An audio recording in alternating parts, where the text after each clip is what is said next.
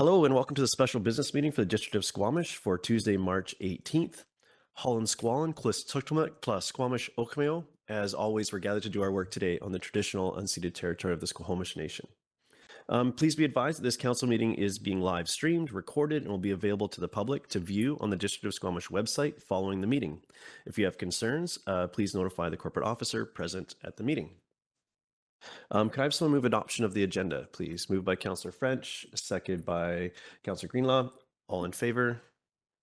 Any opposed? Motion carries. Thank you.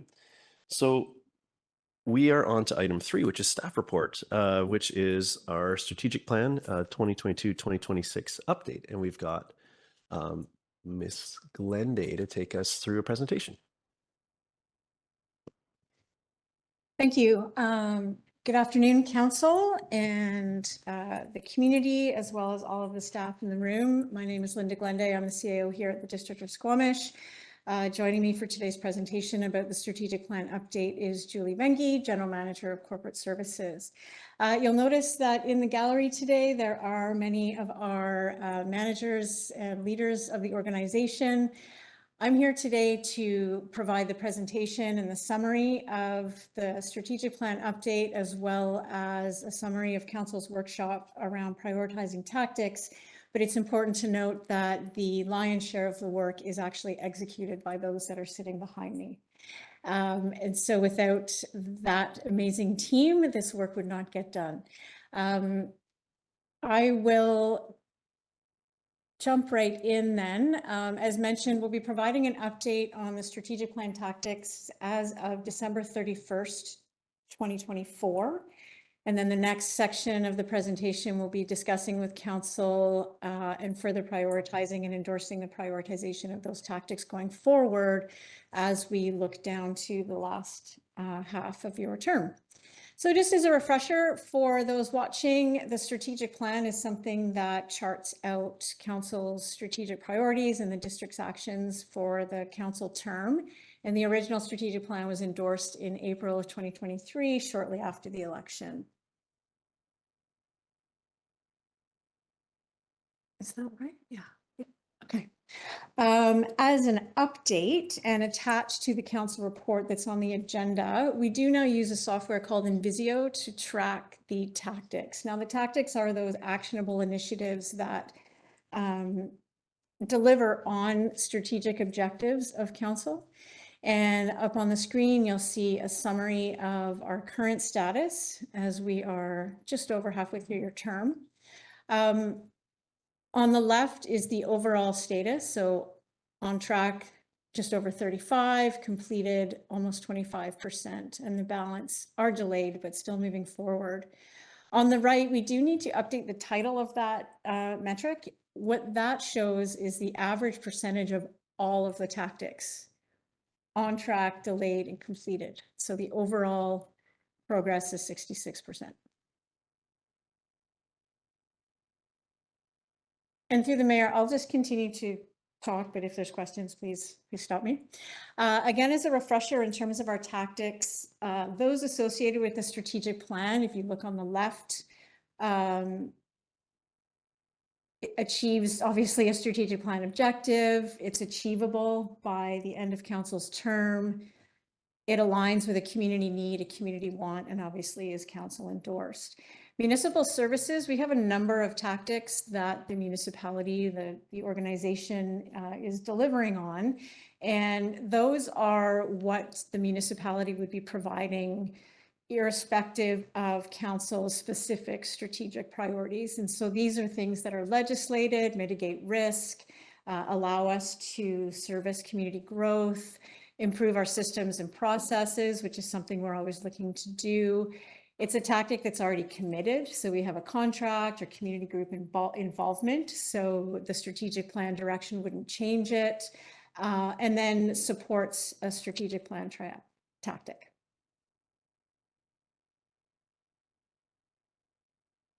In terms of an update, so we're in 2025, providing an update on 2024. If I will go through the 4 different strategic priority areas, and we've pulled out some highlights in order for Council to communicate, celebrate, ask questions about these tactics that are on track. So the memorandum of understanding between Squamish Okmeo and the district, it was delayed as both organizations prioritized working on the Chikai Fan debris flow barrier. Now that that project is finished, we are back on track and aiming to have this completed and in front of our respective councils before the Squamish Nation election, which is happening this summer. Our idea strategy, and then the policy and procedures for community organizations, that is actually coming forward to council. I believe next week, if not the week after. So that is coming up and is on track for your endorsement.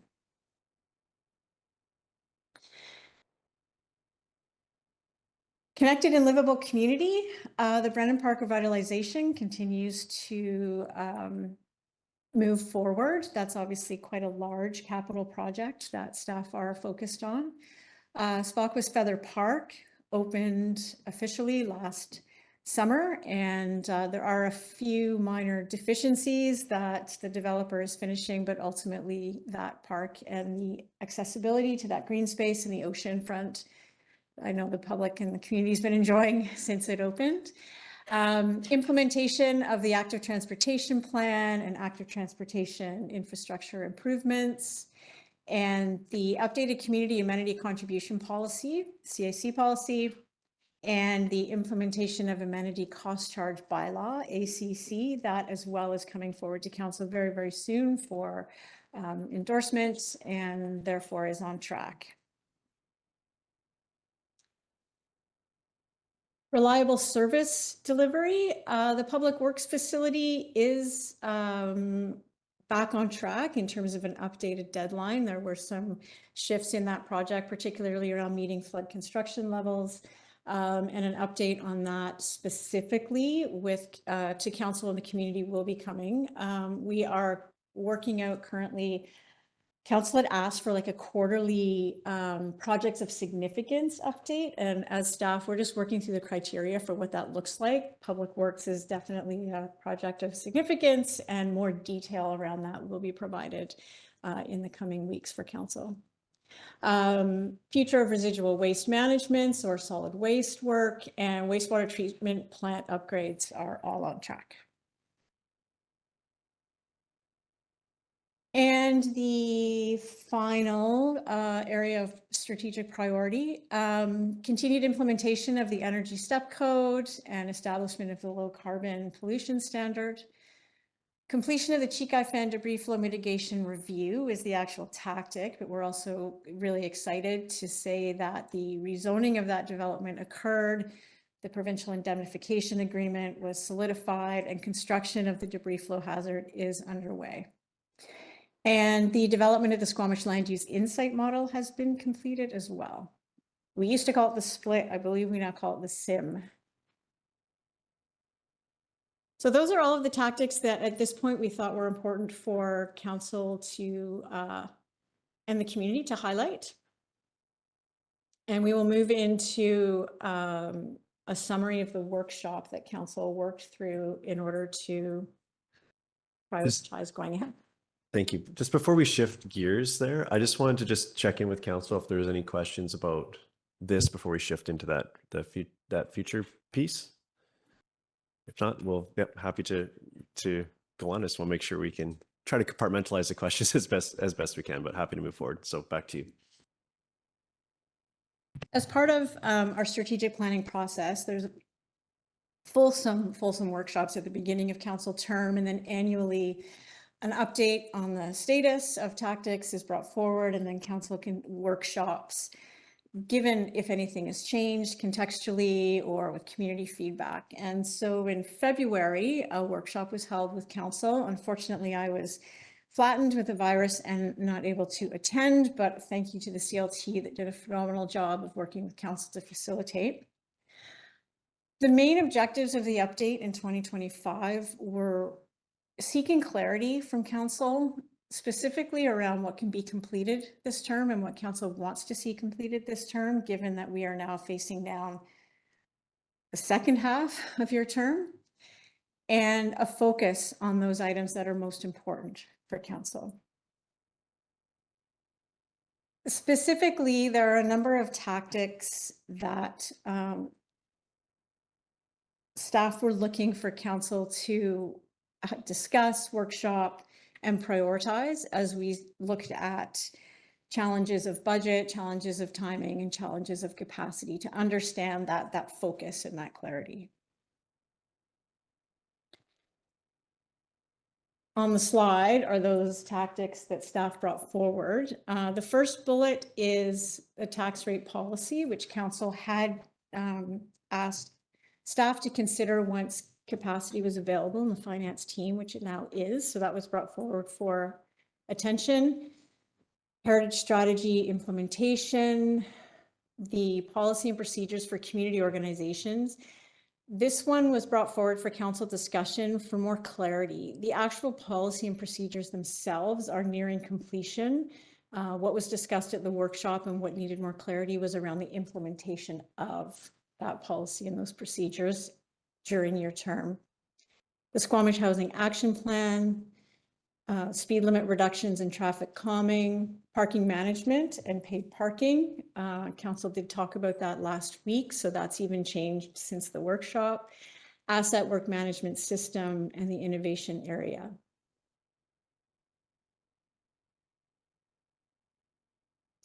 In addition to those tactics that staff highlighted throughout 2024, during council meetings, council did pass motions or referred issues or initiatives or tactics to the strategic planning process, which we appreciate. So rather than dealing with issues in isolation and on the fly, council can discuss and workshop them more holistically during the workshop. So those are on the slide in a summary, and a more detailed attachment is in the report for council's consideration or reminder. The vehicle residence program, new builds quality program, marine access review, tax rate policy, staff agreed, brought it forward. It was a motion from council as mentioned.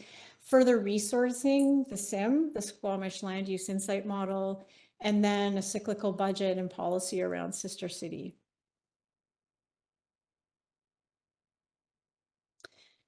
So in order to workshop this with council, we used a tool, it's a priority matrix, and the axis on the bottom is the urgency. So how urgent is this tactic?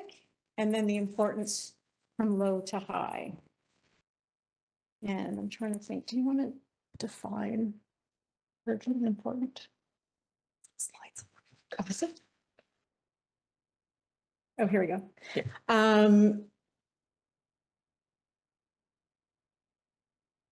No, it's not on here. Okay, no, I think I can do it. No, it's okay. I can read it. It's in here. So urgency refers to the extent to which a tactic can be delayed, and importance is defined by the purpose that the tactic fulfills. So this is a graphic representation. I do have an actual photo of what council completed during your workshop. Each of those green squares represents a tactic. Also, as part of the workshop is a reminder for council and the community, and this is a slide you would have seen last year, but there is interdependency between tactics. And so as part of the workshop as well, council looked at those trade-offs. So it wasn't just that everything could be put in the most urgent, most important quadrant.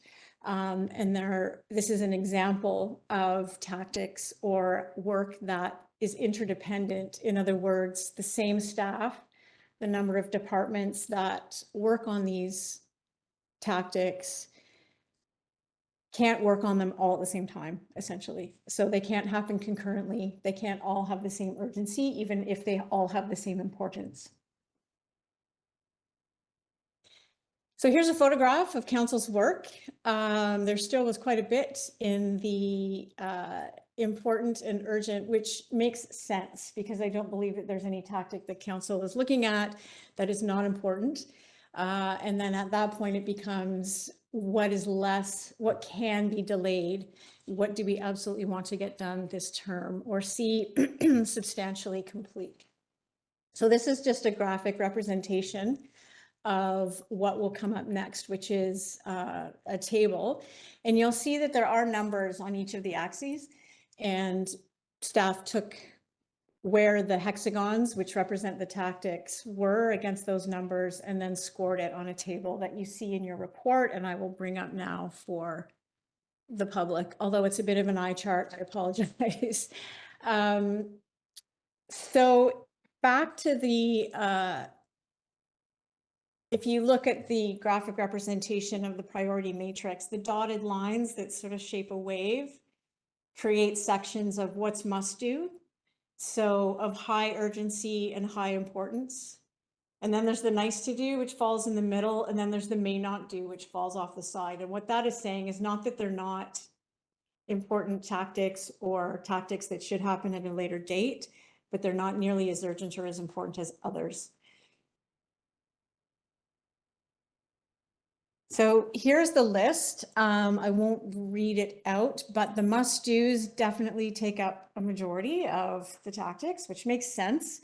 And then there's one may do, and then a couple of may not do. So again, that's just a matter of if there's time, if there's capacity, if those tactics that are trade-offs are complete, then they can move up. But to be frank, given the balance of time in your term, it's unlikely that they will be complete or even initiated.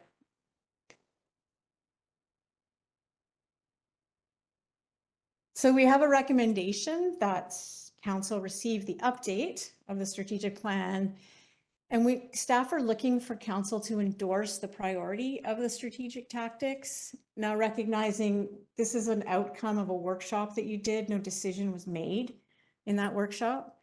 The decision needs to be made today, and staff look forward to hearing council discussion, and we're here to answer any questions that you may have.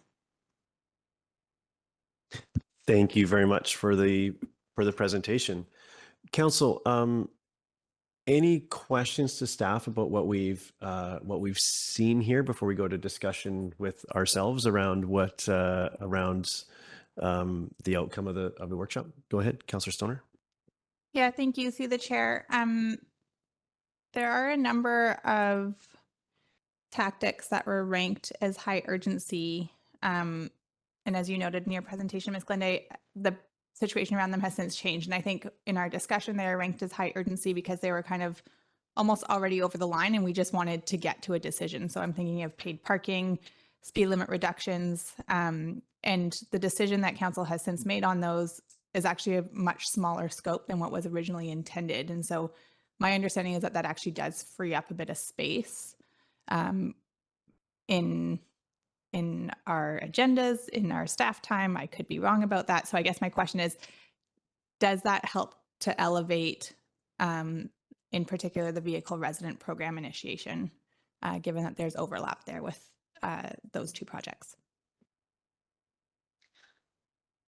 Mayor Herford, I know it's early in the presentation, but before I make a definitive answer on that, can I have a 2-minute conference here with my staff and our staff, and I'll get that back to you?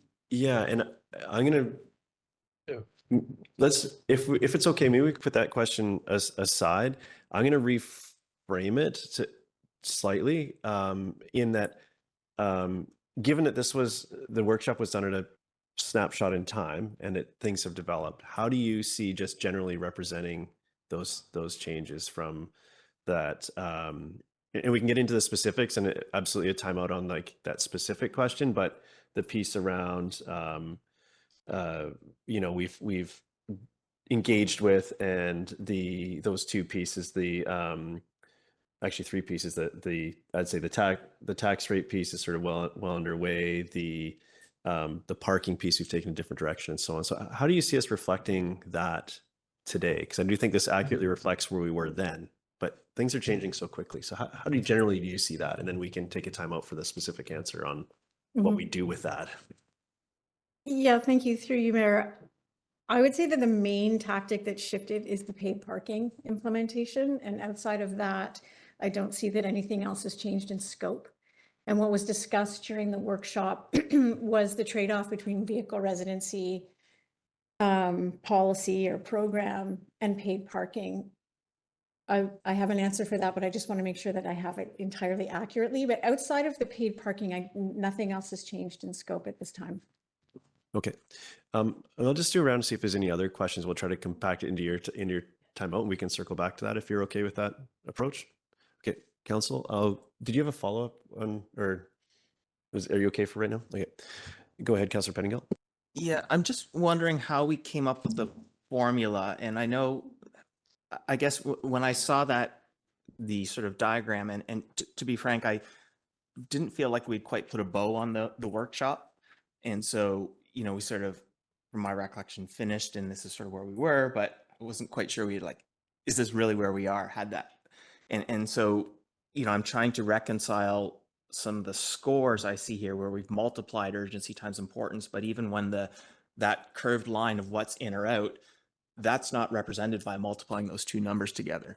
And so, and part of my concern is in terms of communicating to the community relative priority or even staff. I'm not sure that score is a good representation of relative priority. It's maybe not too far off where I would end up around which one is first and second, but you know, is the innovation area like nearly 9 times, 1/9 of as important, or 9 times as important as the vehicle resident program? I'm not sure that's what I want to communicate, or that's what I feel. So I'm wondering how or why we sort of multiplied, or what we're seeing as the importance of that score number, I guess. Thank you, through the mayor. What's important, and perhaps this should have been prefaced in the council report, is that these scores will not be on the strategic plan. This is a tool to help inform council's conversation and ultimate prioritization around what staff should work on to complete for your term. I recognize it's fraught to prioritize one over another in terms of your communication to the community. This is ultimately a tool to help us narrow down the work plan to achieve your strategic plan. So I wouldn't, as much as it's stark to see the numbers, it is as much of an empirical tool as we can use to help you with your discussion that ultimately becomes subjective around your prioritization. It's nuanced. Thank you.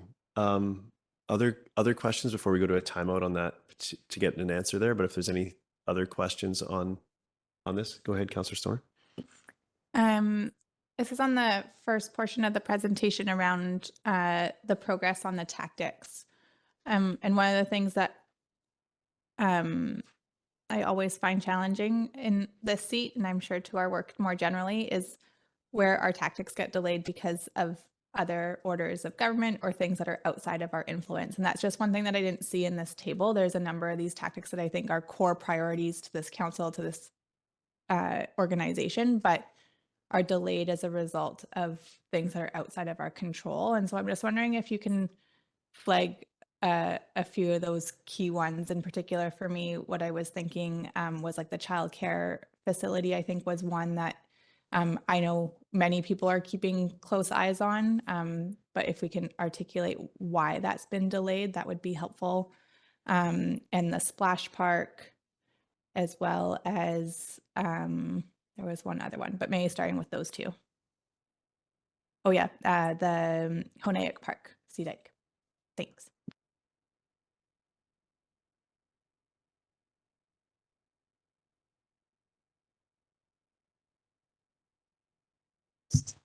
Sorry, through the mayor, do you want us to answer those questions now? We can have staff come up and do that. That's why they're here. Yeah, let's do that, and then we'll take the break. I don't see any other urgent hands.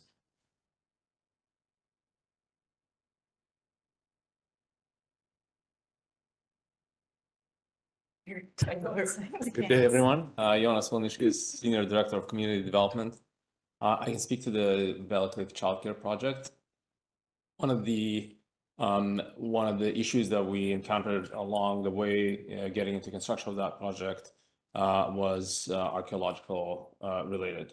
So that did cause a delay, and it continued to cause a delay throughout the construction period. So believe we've caught up now, but the final phases are still the final phase is landscaping essentially and getting the site ready. The building is almost ready. It just needs to be hydro commissioned, and then the landscaping piece has to happen so that it can be licensed. But the archaeological was the delay there.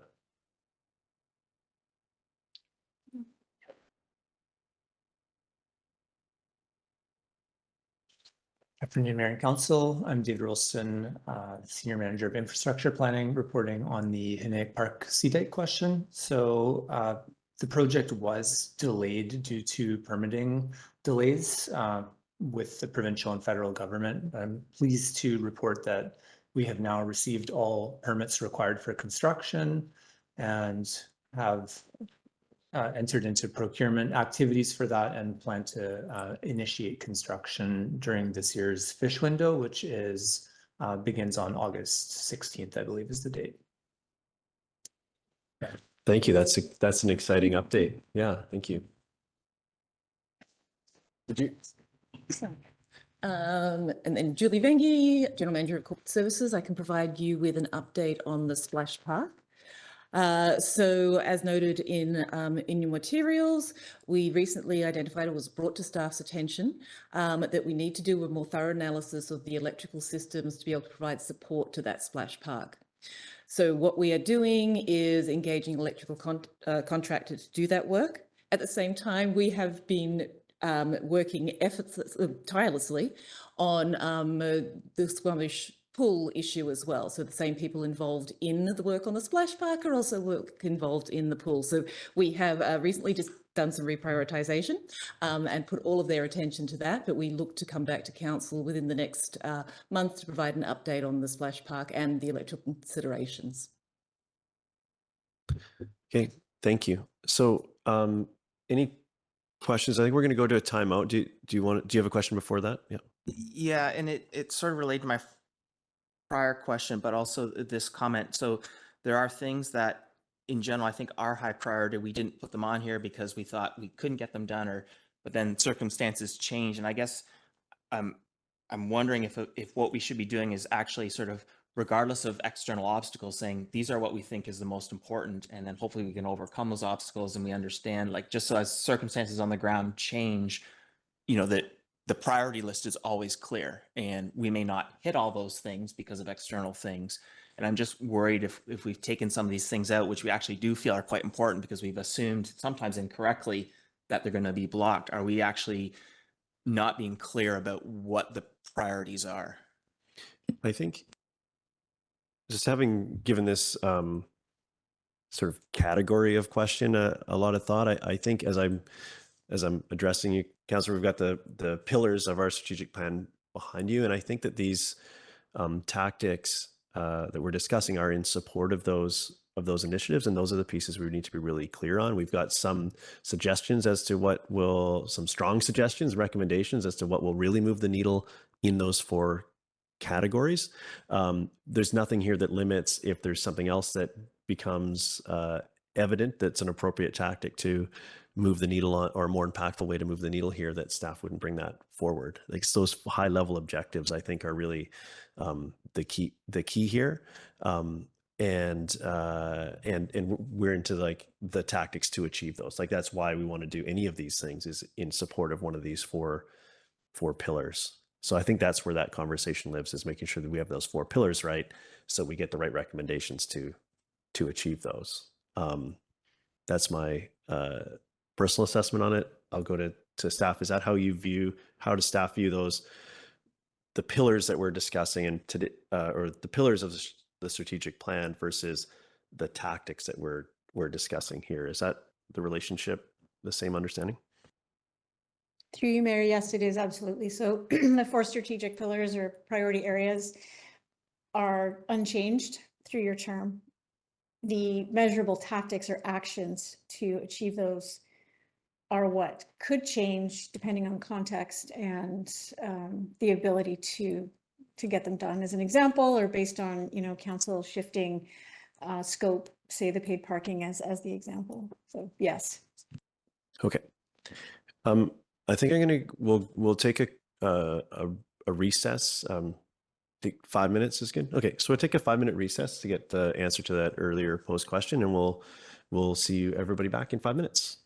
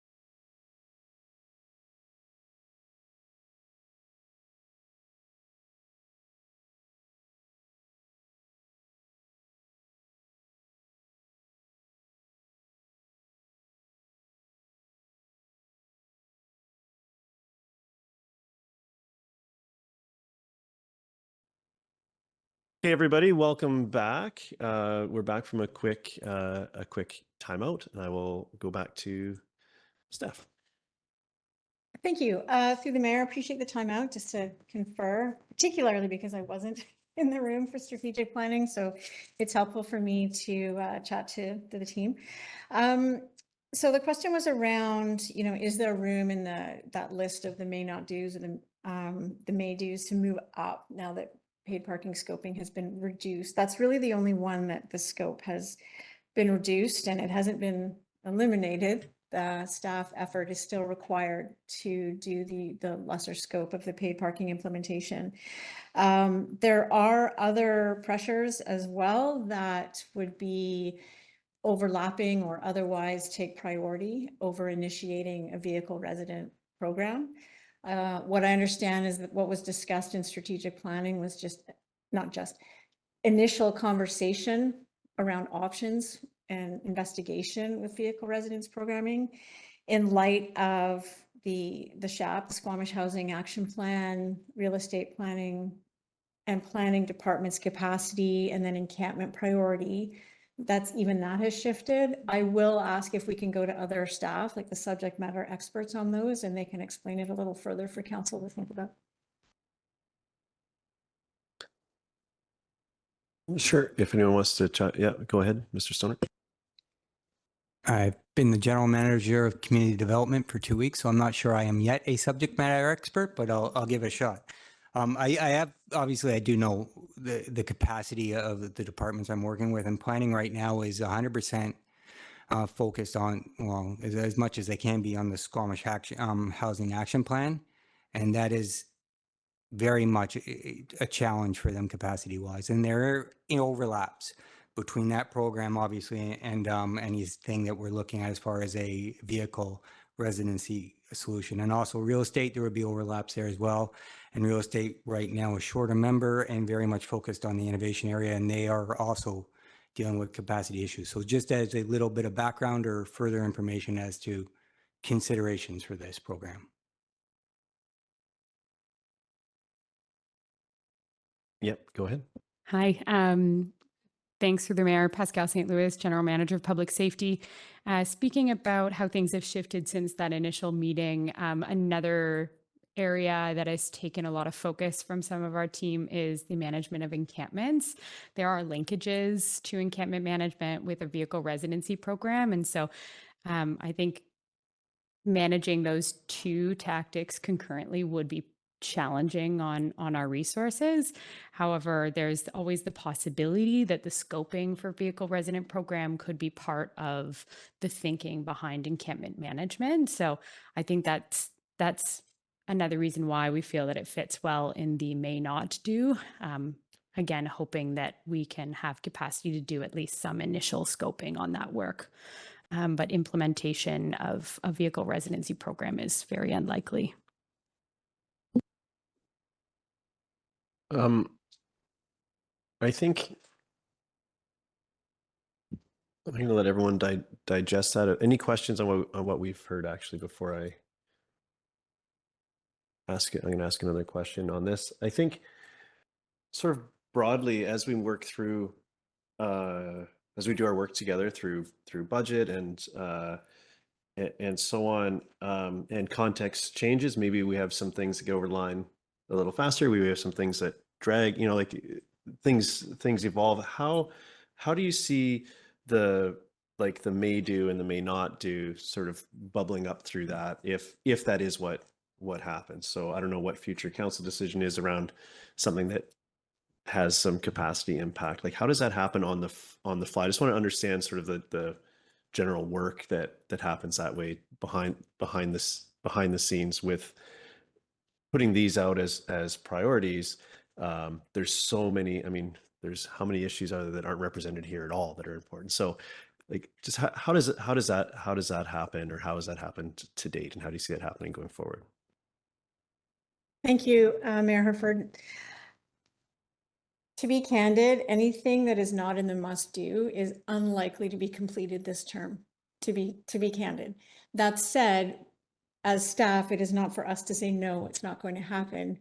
Should capacity open up, we will come back to council and indicate that we will embark on the tactic that's under that may do or may not do. So rather than completely taking it off the list, it's on deck. More likely, should next council endorse it, could be prioritized. Okay. Thank you. And thank you for that clarity. That is important, I think, is ever present for us, that it's but I just wanted to apply the an optimistic lens once in a while to see if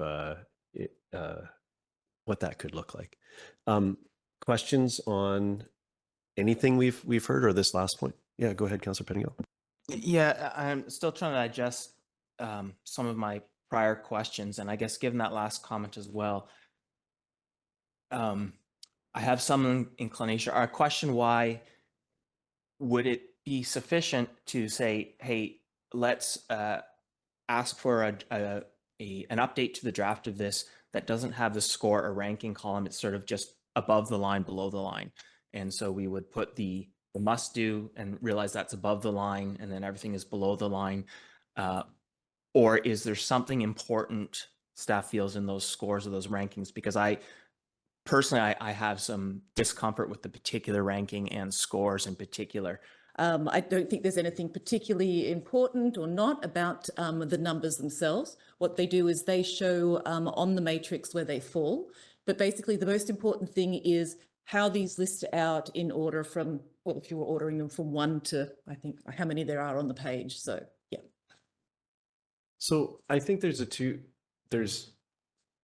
so with that, I think there's a piece around the work we're doing here today is ensuring that what we have before us reflects that and the discussion that we had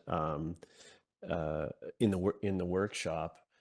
The next phase, as much as this is a public venue, this isn't communicating the strategic plan and strategic plan tactics going forward. So that can be done, and that will be done without this scoring associated with it. It's a tool to help us facilitate conversation both there and here. And I think generally, I thought about it more in these 3 categories.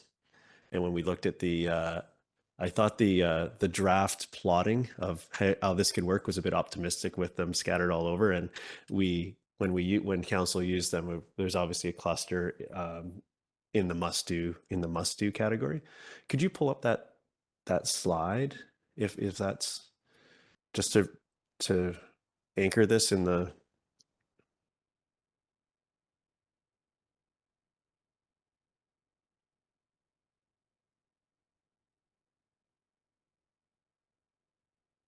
So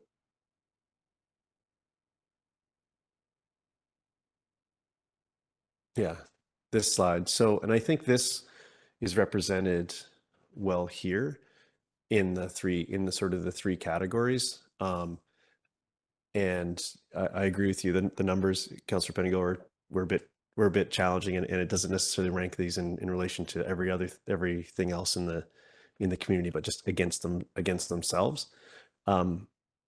But does that external piece, does that, like, an update in how we communicate it and how we going forward is not intended to use these numbers? Does that give you comfort? Does this part need to be void of numbers to advance? Yeah, I guess I am sort of worried that this is sort of a document that's out there, and I think whether or not we want people to or tell them not to, it implies a lot. And so that I do feel if we do move forward, at least removing the score column might be important. But I'm also reflecting, like, my recollection of the workshop as we sort of got here, sort of end of day, didn't really have time to digest. And, I think there's maybe consensus around the must do versus what's not must do. But in terms of the order within, I'm not sure I'm quite there in that particular order. And I don't know if it's worth actually hashing out those specifics if they're all sort of must do. I think I have a question that can help, but I'll aim to have it help with this.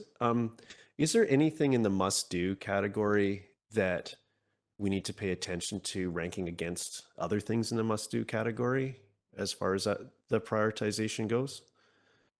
As far as competitive resources or anything, just to make sure that we've scored that piece correctly? I think that kind of gets at some of what you're talking about, Councillor Pettingill.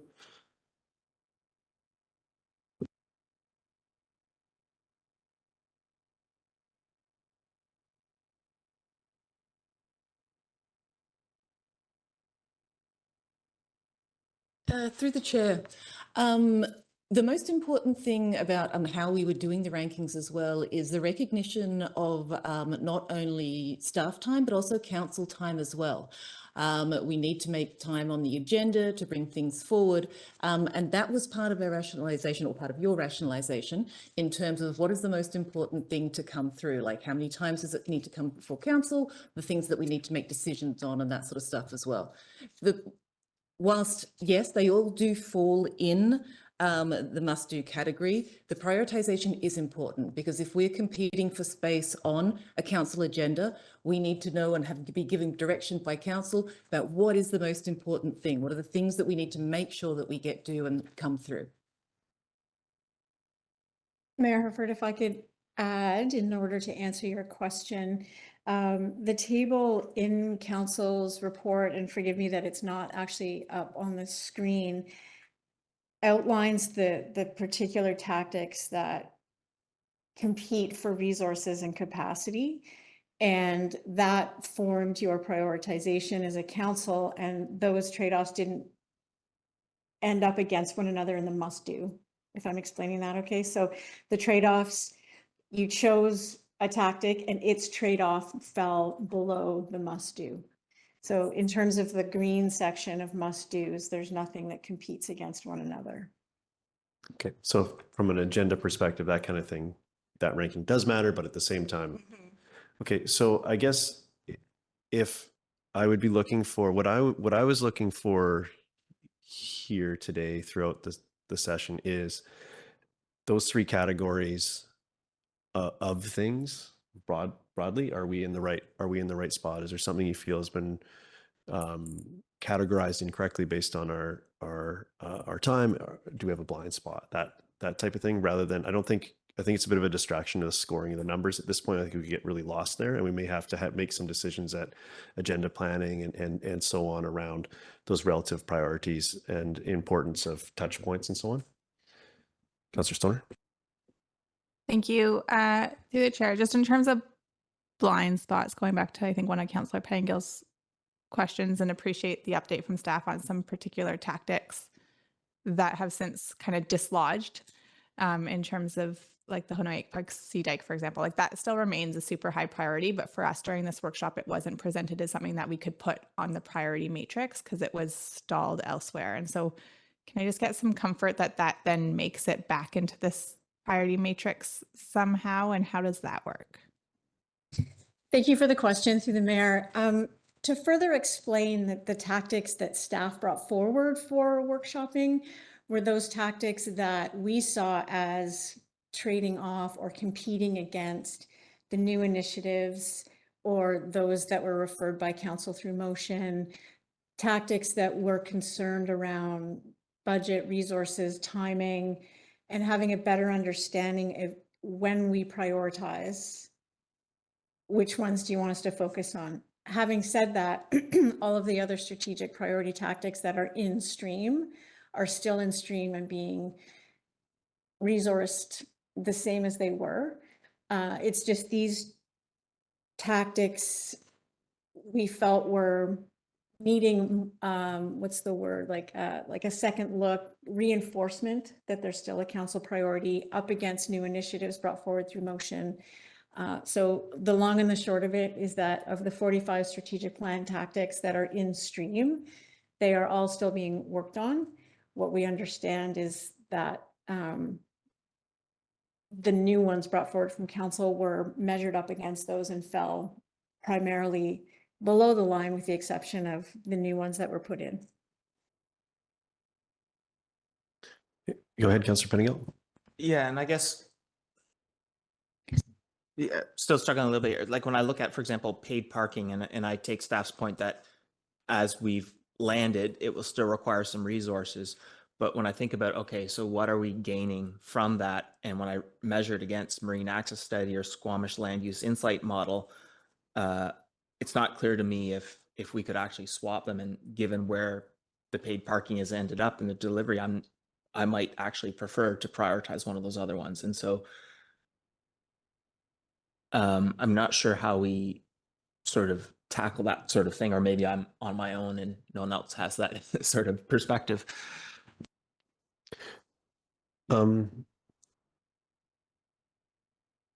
Thinking on this, I wonder about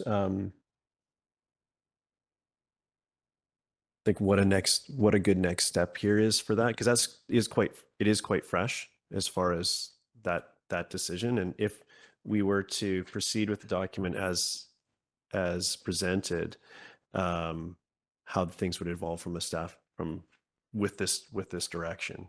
So things might bump.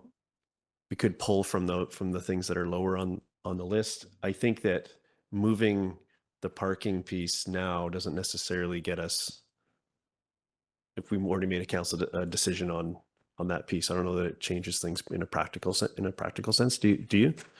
Well, maybe it's a question, but I mean, maybe sort of seeing this now, the gut check for me might be like, actually, let's pull paid parking off of this list, and can we move marine access up or Squamish land use insight up? I don't know. Okay. I wonder how, yeah. Council, I'm going to go to see anyone else on priorities here, and then we can talk. I think some staff input here will be helpful, just to understand how we represent these, the ever evolving situation.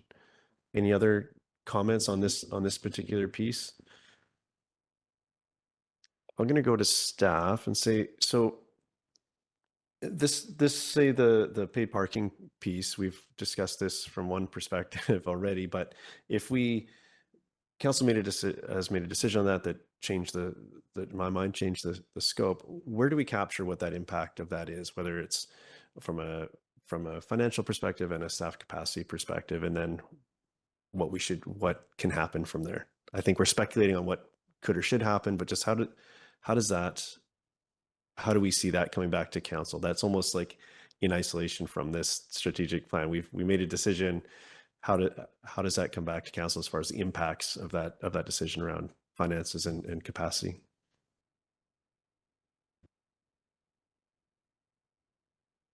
Thank you. Through the mayor, in terms of strategic planning and freeing up capacity, as it is, the strategic plan tactics, there are 45 of them, is ambitious.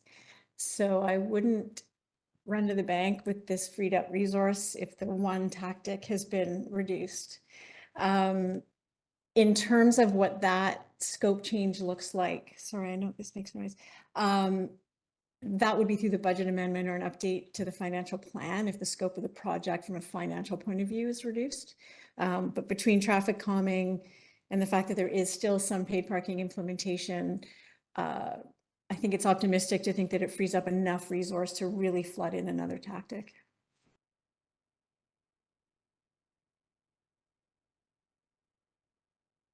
Do you, aside from the paid parking piece, which we've, I think staff still needs to sort of scope what that impact of that is and reflect that going forward. Is there anything else that's not, like, are the may do and the may not do's, does everyone agree with that, so that if there is capacity becomes evident through the process, that then the right thing gets action with that capacity? That's something I would like to make sure that we understand as a group.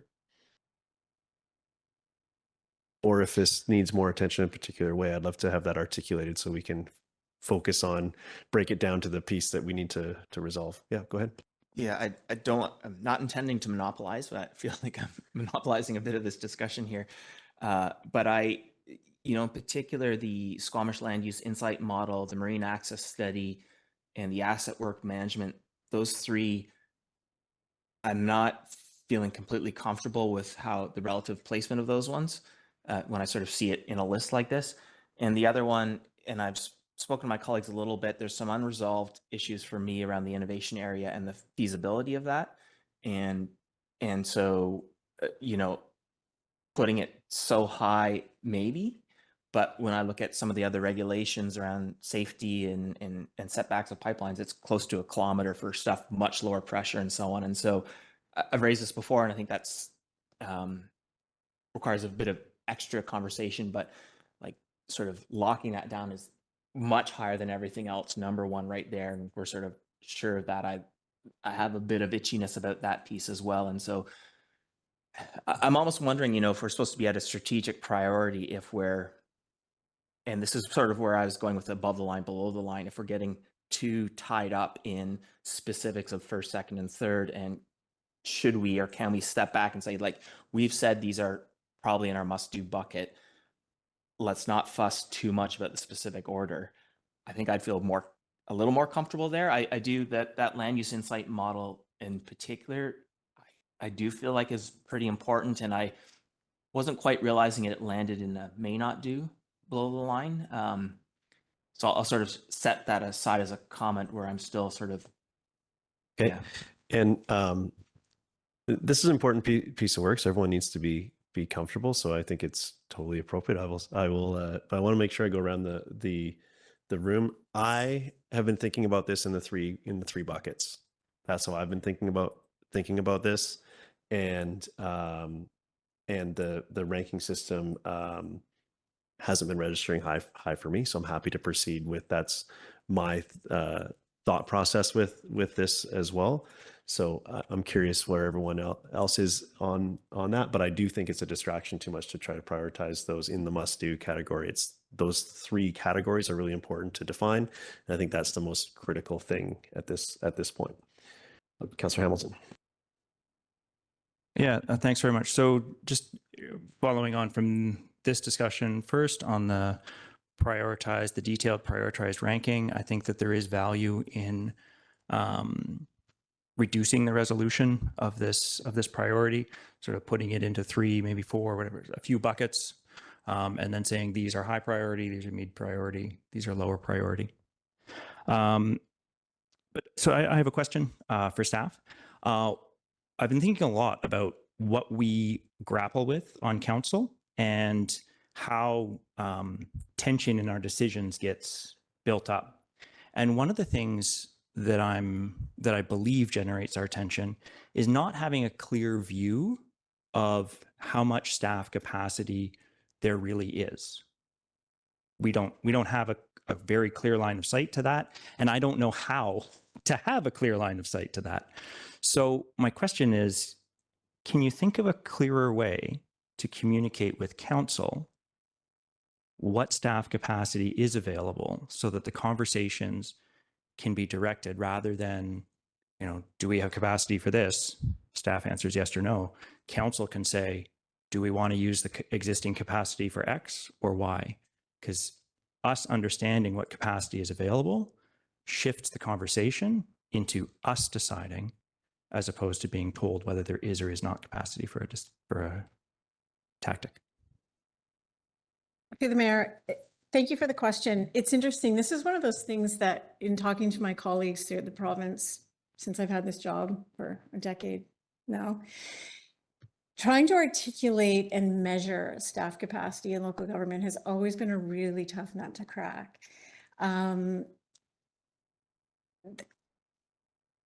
You can't build slack in and have the taxpayers okay with that.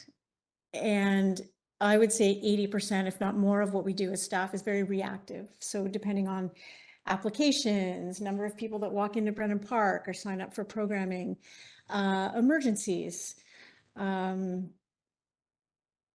issues. We just are in the midst of one at Brennan Park.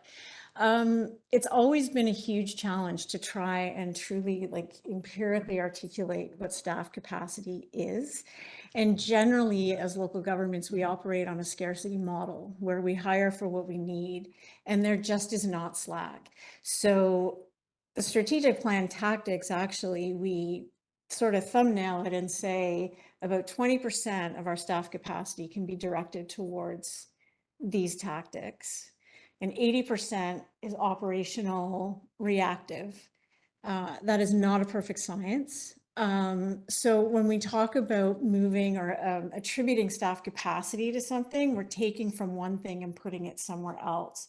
And that is why relative priority is very important as leaders, because yes, we can have buckets of your priorities. At the end of the day, excuse me, that green list, our aim is with all of the 45 council priorities, tactics, that we will complete them by the end of your term. When push comes to shove, when things shift, urgent issues hijack staff time, it's important for us to know what your relative priority is. So our goal is to achieve them all. Sometimes it's not possible. So back to your question around, is there a way to demonstrate what staff capacity is? Assume that there isn't any, and what needs to happen is a shift. So it's not that there's slack and we can use that slack, it's what are we taking from to apply staff capacity to? And that's why when we talk about strategic planning strategic plan tactics, it's always about the trade-off. It's not what else do you want us to do? It's there's no capacity, so we need to free up capacity to do something different. It's not ideal, and I think somebody could probably write quite a dissertation on how to do capacity in local government, but it's always a challenge. Yeah, go ahead. Follow up. Yeah, just to follow up. Yeah, and I think I completely see that it's not like we have a bunch of people sitting in an office being like, what am I going to do next? Right. But when we talk about staff capacity and council looks to do X or Y, we can recognize that we need to take away from X to give to Y. But I don't think I don't have a clear understanding of how much capacity is being taken by our current projects. Like how many FTEs does paid parking, I'll pick one, paid parking, how many FTEs to full-time equivalent staff members does paid parking take? And having an understanding of that may help us to reflect on where we put our staff capacity. Yeah, but I don't have any sort of sense of how much capacity our different strategic tactics actually take. I think we had a good thank you for setting the do you have a Yeah. was there I don't like need a direct response, but I recognize we don't have somebody in the office with extra capacity. But for us to understand how much capacity things take could be important. Yeah, absolutely. Do you have any further thoughts on this? Sure, through the mayor, I recognize there wasn't a specific question there, but I think just to close the loop from a staff perspective is that this is where the strategic plan and council prioritization informs the financial planning cycle, and why we are always asking that council with initiatives and new ideas refer it to the strategic planning process, because that's where, when it comes to financial planning, we scope projects, whether it's consulting, staff time, what a project costs. We could, dig into a project and look at FTEs. I mean, even that gets a little bit vague, not vague, but a bit more gray, because it's not like we have one person that does this thing. It's, yes, if we really detailed the project in terms of its cost, we could show you the FTE equivalent, but on the fly in a council meeting, it gets difficult to do that. And that's why having a more consistent system with strategic planning budget helps council with. And that FTE equivalent might be comprised of many percentages of, or percentage of many individuals to add up to it as well, which is harder to comprehend as well. I found that just in this theme, the kind of thing we're talking about was expressed on one of the slides in relation to that showed the list of sort of Venn diagram. I don't know if you what page it is in our package that said all the departments it touches, but it could also be individuals inside those departments. So it is quite complex. Councillor Stoner, and then Anderson. Yeah, thank you. Through the chair, I just want to clarify one other piece that's falling in the delayed tactics vis-a-vis one that has been prioritized as a must-do. So the develop a long-range financial planning model has been delayed. And so that wasn't part of one that we were able to place on the priority matrix, but we do have the tax rate policy up there. And part of the narrative around that was like, it was kind of already ready to go when we had our workshop. And so I just want to make sure that that work is not the factor for delaying the long-range financial planning model. Thank you for the question through the chair. So the delay in the financial plan or the long-term financial plan is a historic delay. There's a number of items. So 10-year plan is one part of it. The budget procedures and guiding principles is another part of it. The delay came from resources from a year ago. We're now fully resourced in the finance department in that area. And so we were able to bring back the tax policy, which was a council motion. And we'll continue to, on parts of the long term. So we will be doing the 10-year plan. What might be delayed outside of council term is the budget procedures. So looking at that. So it's a multifaceted project.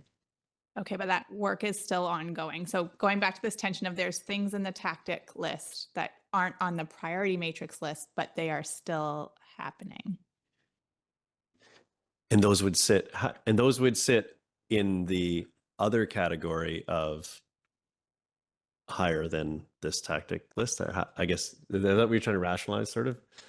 Yeah, and I think I've asked this question, but I'm just like, I think I'm just seeking further confirmation that there are things in this tactic list that I would actually prioritize higher from a, like, if I'm sitting here, like, to achieve these goals that we set out in our strategic plan. I actually think there are elements in here that I'd rather push on than the ones that have landed in the must-do category as presented. And so I'm just seeking some comfort that we're not Thank you. totally sidelining these other components. Yeah, thank you. I think we got at the core of the piece here. So go ahead. Thank you through the mayor, and I appreciate the question and the clarification. I can understand the concern there. When we were preparing for strategic planning, one of the terms we used for some of our tactics were those that were at risk, and we redefined it because it wasn't so much that they were at risk, but we needed that additional confirmation from council that yes, we want you to continue to do these, particularly against the new initiatives that were brought forward through motion. Unless told otherwise, every priority tactic in the strategic plan report through Invisio is moving forward. We plan to continue to provide quarterly updates to council using these tactics as a measure for reaching your objectives. And should anything be at risk, we will continue to let you know. And certainly if council does have thoughts or otherwise want to,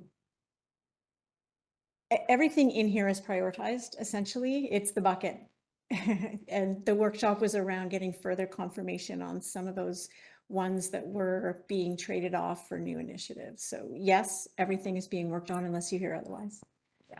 Okay, so maybe this is a good opportunity to talk about next steps. And I'll go back to you, Councillor Anderson. I just feel like we're getting to the conclusion of this sort of piece of it is if we were to receive the update and endorse the priority matrix as presented, which is the recommendation, going forward, that priority matrix wouldn't sit separate from the strategic plan. They'd all come expressed and in a way that helps rationalize that piece that we've sort of got through with those questions. Is that a fair understanding? That is correct. The tactics that are, to use council's term, below the line or in the may do or may not do will not show up in the report unless in the next 2 years capacity opens up, and we will bring that update to council. Thank you. Councillor Anderson. Thank you. I'd like to offer an alternate perspective on one of the items that's below the line, namely a marine access study implementation as a may do. Of course, there's a lot of pent up frustration and angst about our circumstances on the waterfront, and in particular area that this is focused on. But I'd like to point out that we also have one of our council objectives, 1.4, is build relationships with community groups to increase community capacity and resources. And I think that the marine sector is one area where there may be opportunities for this. For example, engagement among stakeholders, research, looking at models elsewhere, funding opportunities, advocacy vis-a-vis federal and provincial agencies, identifying viable and preferable options. There's no absolute need that these tasks need to be led by a district staff member. In fact, we have good examples otherwise. The dredging that was undertaken by the Chamber back in the 80s, a massive project. They did all of the engagement themselves, the fundraising or the advocacy themselves. The Squamish Wildlife Management Area Management Plan, that was not undertaken by the district. It was undertaken by a group of stakeholders that were acknowledged by the district and other agencies to undertake this. I guess my message is for an item like that, and I don't advocate putting it up the line. I trust staff's judgment that this is going to be pressed, staff will be pressed to address this, but maybe we can do stuff. And we can do stuff by recognizing one of council's objectives, and that is giving recognition to community groups to increase community capacity for us. And I don't think we do enough of this, and there may be other examples in fields where we could pursue this more. Thank you.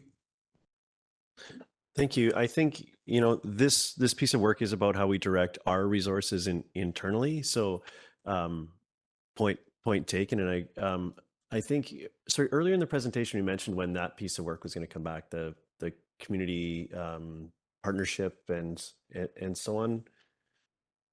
It's soon. I know it's soon. I just like it's in the next week or two. We'll be seeing that the enabling policy around that work, Councillor Anderson. So from a partnership, the increasing community capacity and the partnership perspective. So that's coming to us soon. I think that's what you're referring to. Well, actually, I would offer the comment that I'm not sure that that's what is going to be delivered. I think that may be one thing that we're up to under that objective, but maybe we should be looking other tactics not named there. I'm very skeptical that is what that is about. I can see we have community groups like SORCA, like our Squamish, for arts, Squamish Arts and others with whom we have these formal relationships, but that's only one category. I think that there's other kinds of building community capacity by building relationships with community groups that we're not exploring sufficiently. Thank you. Okay, I look forward to that conversation. As it relates to this document and the decision we have before us, you're comfortable with. I heard you say that you weren't advocating to move that particular item, just to speak to it. Is that correct? That's correct. The other item that's been referred to is the SIM, or Squamish Land Use Insight Model. I think that we've already done a lot of work on that, or Mr. Gunn and colleagues, and I'm not sure that the rest of the work that might be done is as important as some of the stuff above the line. I think that it also doesn't address key issues in employment lands anyway that we have to address through other means. Okay, thank you. So did I see another hand over here? Go ahead, Councillor Pettingill. Well, I was going to test a slightly modified resolution if we're ready. I think we're. Let's try it. Okay. Go ahead. Trying to take into the consideration of the conversation, that Council 1 received the strategic plan update as of December 31, 2024. 2, endorse the strategic plan priority tactics, priority categories, product categories must, may not do as provided in the report to Council on March 18th, 2025. And 3, direct staff to bring an updated version of the report without the score and priority columns from the priority discussion table as a memo for information on a future agenda. And I will speak to that. Okay, I will second it. Councillor French seconds. Would you like to speak to your motion? Yeah, and I apologize. I was writing quickly. What I'm trying to say there is let's pull the score and priority columns out. I think we have the photos and stuff in the workshops. We understand basic priority. I think that specific one, I don't want to get caught up in a debate about that. And I think it's important for council and the public and staff to sort of be very clear on what we are officially endorsing and on the same page as a group. And so hopefully this can help us move forward. And I can email that to everyone. Okay. If you could email that over to the minute taker, I just want to make sure that we understand the wording. I think I understand your intent, but the words matter here too. So I'm going to go to Councillor French. Yeah, thanks, Mayor. I think I too understand what Councillor Pettingill is driving towards here, and I support it. I like that we're removing some data that I think is a bit of possibly a distraction for some of us and for some folks. Supportive of well, I feel I can work with this must do, may not do, or above the line, below the line. It all works for me either way. And in speaking in favor of the motion, I also wanted to soft insert previous concerns I've expressed about the 2026 and the 2027 budget and the potential property tax impacts for already stressed residents. And I say soft insert because I don't want to raise alarm bells with that, but I want to make sure that that's always on our radar, that all of these conversations are budget conversations, and we need to be constantly aware that we're not piling on new additions to already heavy upcoming budgets. Thank you. Other comments on this? I'm going to go around before I'll give you a second shot, but not right away. Other comments on these, or does anyone need clarity on the additional clarity on the motion? Either or. Go ahead, Councillor Hamilton. I'll speak to the motion. So I speak in support of the motion. I think that strategic planning and prioritizing our objectives are difficult things to do. The hardest thing about prioritizing something is the recognition that every time you add something to the list, something needs to come off the list, or to Councillor French's point, you need to increase property tax to increase the capacity to do the more things. Yeah, there is always a trade-off. And it's very difficult sitting in this in these seats and in those seats when it's a really complicated matrix. When we spend our resources doing one thing, how many of our resources go to not doing another thing? It's a very difficult question to answer. So in support of this motion, I am in support of reducing the sort of the quantification of the priorities. And when thinking about how we can move forward in a clearer way, I think that more strat planning workshops would be beneficial to council to have a clearer understanding of where staff are at on a regular basis.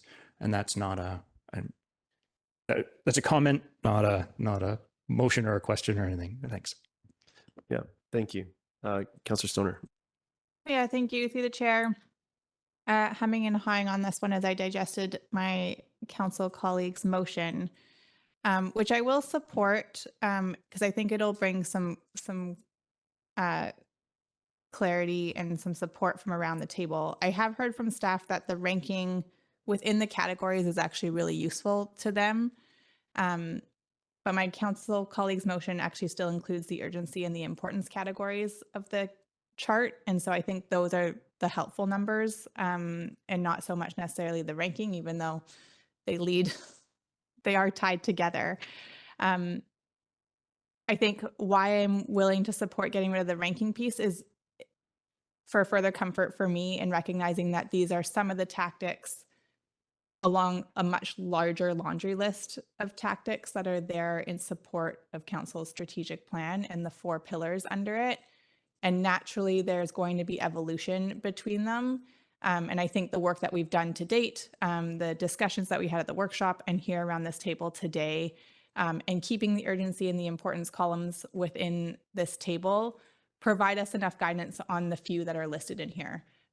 It's not all of the tactics. And as we heard, there's shifts in external components that may prioritize some of the other tactics above these ones even. And so that's where I feel comfortable with my council colleague's suggestion of removing the ranking. And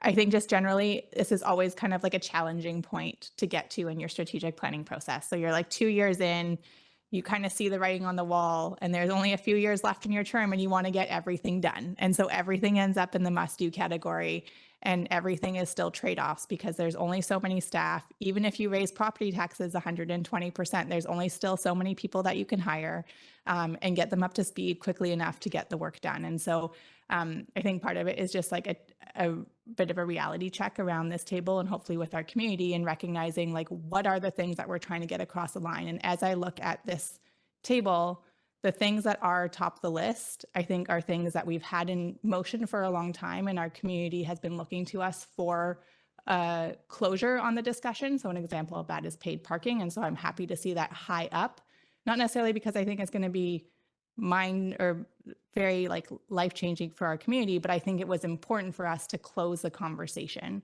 I think it's really important for us to get somewhere on the innovation area for many portions of our strategic planning, from prepared for the future, connected and livable community has a huge potential opportunity for economic development, as well as for housing, as well as for our budget. And so there's so many reasons why that is number one priority from my perspective.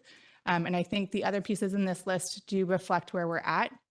And I just hope that we can work closely with staff in order to get as much of this done so that we can get to the may not do's if time allows, because we would always like to do more.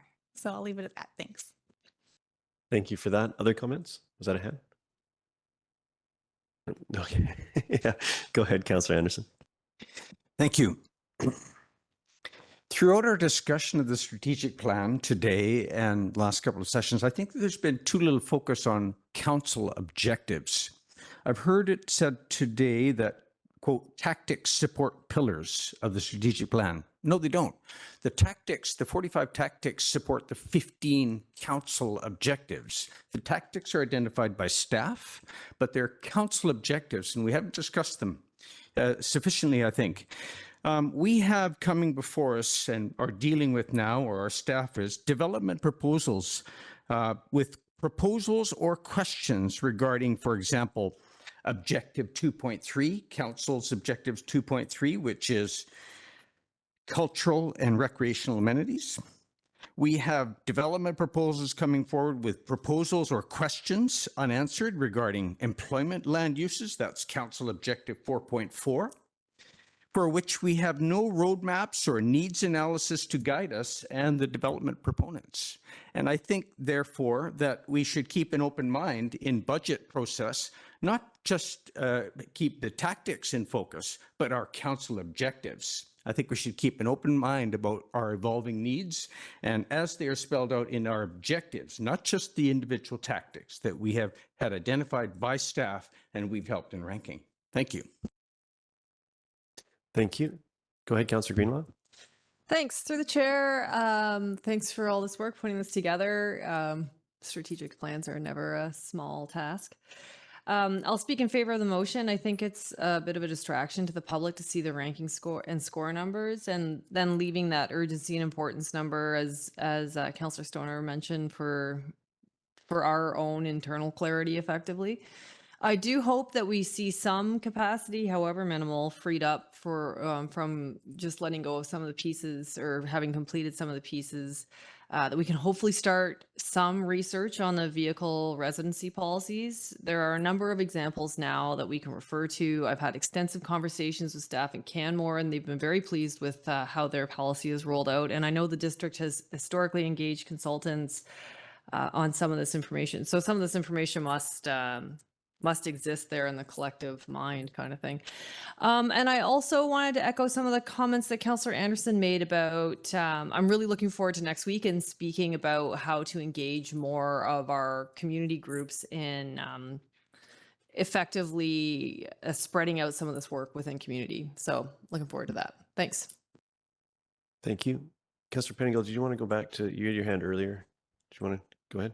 Yeah, and two things. So just to my colleague, I think my understanding, it was an implicit assumption of council that we were comfortable with the objectives where they were, and that's why we sort of moved on to tactics. And I would respectfully suggest, if we have concerns about the objectives in there, that sort of now is the time or opportunity to make adjustments. I was just going to say, I appreciate the words of support for the direction. I think, again, not completely comfortable with some of the ranking and so on, but in the larger buckets, I can sort of agree to move ahead. There are some trade-offs here. The vehicle resident piece, I want to call that out. And for me, that's where the score was very stark of like, don't agree with that scoring there. And it's a really challenging thing. And I think a lot of my understanding of previous approaches by municipalities, because of the disparity in income and the shifting legal situation and people who are unhoused, and it's just such a level of complexity and so on that I think it is a much bigger project, and really something, even talking to some housing first advocates, it is one of those particular areas where it's not just we prefer the province to step in, we really need the province more at the table. And so I am hoping, like my colleague, that through some of our work, we can advance some of the necessary things. I think it's really important, and it was a focus last term as well, that our priority is getting people into affordable housing. Most people aren't looking for this for a solution. There's also a tourism aspect, so it's a really complicated topic. I'm not going to be able to summarize all my thoughts on this in this little 3 minutes I have here. I've probably already gone over. Just to say, this is really complex. There are some really important pieces in here that I don't want to diminish, but in the totality of what I think this would involve to do anything meaningful, I think I'm okay moving ahead with this for now, but I'm at the same time not comfortable that this is where this is ending up, because there's a whole lot of people without a home, and that's really challenging, especially in a community as affluent as ours is. And so I am struggling with that piece of it. Thank you. Thank you. I have some comments I'm going to get, and I'll just get your motion read out as it's going to be entered in the record to make sure that we're all on the same page. I'll make some comments and I'll come back to you, Councillor Greenlaw. I'd just like to thank my my council colleagues for the time and attention during the workshop. I know that these conversations are challenging, and you know, our discussion here today, I think, illustrates that even after a day of direct focus on this, there still remains tension, because these are hard choices to make. I also want to recognize that these pieces that we've prioritized, I thank thank you to Councillor Pettingill for some wording that gets us to a supportable place. I think that that those tactics that we've prioritized through the workshop, through the update, would be best reflected going forward under the objectives and sort of in the mix with all the other things, the 45, I think we heard tactics as well. So but this is a challenging piece of work, and just thank you to everybody for really engaging and making sure your voices were heard in the process, and seeing yourself represented here, and to staff for helping guide us through this and helping us understand what can be what is clearly a challenging thing to understand, which is the interconnectivity of these initiatives, and the impact on to capacity, as well as helping us try to define what capacity really is in this context. I just want to go to just to get the wording on the motion. I might have an amendment. I just want to make sure we get it. We want to make sure we nail this, and then I'll go to Councillor Greenlaw, and then we'll go from there. Thank you, through you, Chair. So point 1 is receive the strategic plan update as of December 31st, 2024. Point 2, endorse the strategic plan priority tactics, priority categories, bracket must, may not do, close bracket, as provided in the report to council on March 18th, 2025. And number 3 is that direct staff to bring an updated version of the report without the score and priority columns from the priority discussion table as a memo for information at a future meeting, at a future agenda. Okay. I think just on the last item about bringing this particular piece back, with that stripped out of it, I wondered about the value of having an update that just had these items in amongst the rest, so we can see it that way. Like, do you see particular? I'm just thinking a next step would be a strat plan update that, you know, that would feed into budget. So just on this particular item, if I could double check with you. Yeah, and I realize I may have said priority when I should have said ranking, but the intent, like if we get an updated report that's like this, but without those two columns, just so it's clear, like this was a discussion and here's what we agreed to, as long as we sort of put that T on it. I would hesitate if the next thing is just a document with these laid out sort of with little visual connection to this. I think. Okay, nope, that's fine. That makes sense. Okay, Councillor Greenlaw, did you want to make an additional comment? And then I'd like to get to the question. Yeah, I just wanted to respond to some of Councillor Pettingill's comments. There is a true diaspora of people who live in vehicles, and it's not just simply distilled to affordability and tourism, though I agree that's probably representing a lot of the vehicle resident needs. But it is a support mechanism for many of our service industry workers, and it's also a life choice for some. And just saying that's been coming up for me a lot lately that I feel really applies in this case is as we seek perfection in a program, remember that perfection is the death of progress. I've been saying this for a few years now, and I still feel that it's really important to move towards move forward in some way on vehicle residency. This is not a tension point that will be going away anytime in the near future. And as affordability worsens, as it is worsening, then the needs will surely increase. I do agree that affordable housing is likely an ideal solution for many of these residents, but at the rate at which we're building affordable housing, it's an unlikely solution to be available anytime in the next decade, realistically. And yeah, just keeping that in mind, perfection is the death of progress. Okay, I'm going to call the question. All in favor? And motion carries unanimously. Thank you very much. Yes, Councillor Stoner. Motion to terminate. I will second that motion, and I'll call the question. All in favor? Motion carries. Thank you very much. And thank you to all the staff for spending some time with us this afternoon.